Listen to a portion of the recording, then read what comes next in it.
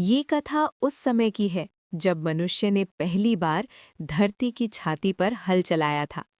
त्रेता युग का संधिकाल था। आर्यवर्ता की मुख्य नदी सरस्वती धीरे धीरे धरती की कोख में समाती जा रही थी। ऋषियों ने चेतावनी दी थी कि जब मनुष्य जरूरत को लालच में बदल देगा तो प्रकृति अपना अन्नदान रोक देगी। चारों तरफ हाहाकार था। खेत राख हो चुके थे और पेड़ों ने फल देना बंद कर दिया था। इसी अंधेरे समय में एक नन्ही उम्मीद जगी। काव्या, ऋषि अंगिरा की शिष्या। उसने देखा कि गांव की मिट्टी अब सोना नहीं, सिर्फ धूल उगल रही है। ऋषि ने उसे बताया कि दूर उत्तर में शून्यगिरी पर्वत है, जहां सृष्टि के प्रथम बीज बोए गए थे। काव्या ने निश्चय किया कि वो जाएगी।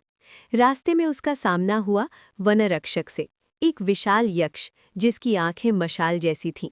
यक्ष ने पूछा, बालिके, इस मरते हुए संसार में तुम क्या लेने आई हो?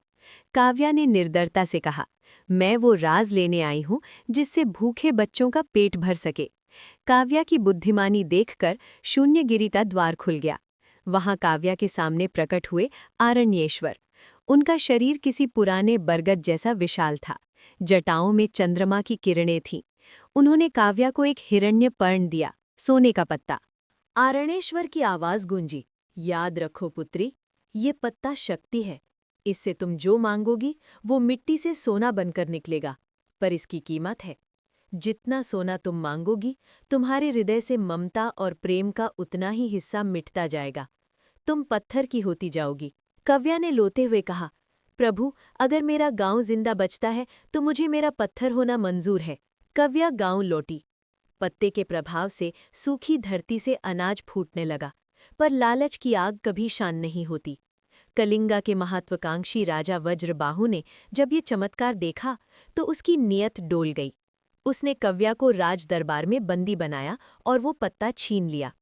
राजा ने धर्म की मर्यादा भुलाकर आदेश दिया, मुझे अन्न नहीं, मुझे सोने के रथ और सोने की सेना चाहिए। राजा ने उस पत्ते का दुरुपयोग करके प्रकृति को सोने की खदान बना दिया।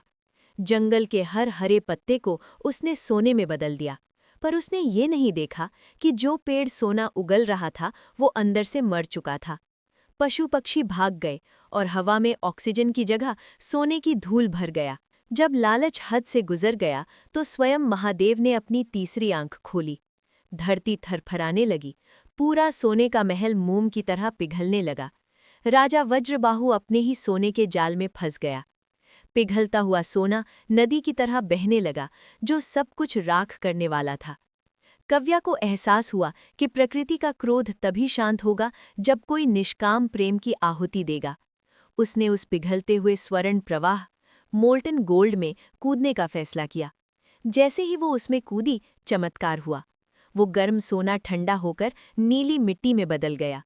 कव्या का शरीर विलुप्त हो गया, पर उस जगह से एक दिव्य परिजात का वृक्ष जन्मा। राजा वज्रबाहु का अहंकार खत्म हो चुका था।